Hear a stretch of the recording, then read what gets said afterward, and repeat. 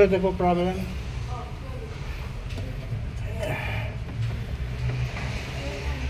Yan, so yan, yung gearbox, sira yung gearbox. So, ito sir problem. Ito sir, ito mga, ayan. Yung sir, gumagalaw. Ito sir, defective gearbox sir. Usually sir, kailangan sir replace itong buo na to. Then, po yes. Ano sir siya, may defect na po talaga siya. Ito mo sir, yan ha. May tama na dun sa pinakaloob. Kaya po hindi umiikot yung spin dry niya sa tab. Kasi ito na po may problem sa loob nito. Yan po. Ayan. Pag gumagalaw na po ganyan yan, may problem na po siya dun sa pinakaloob niya. Nandito.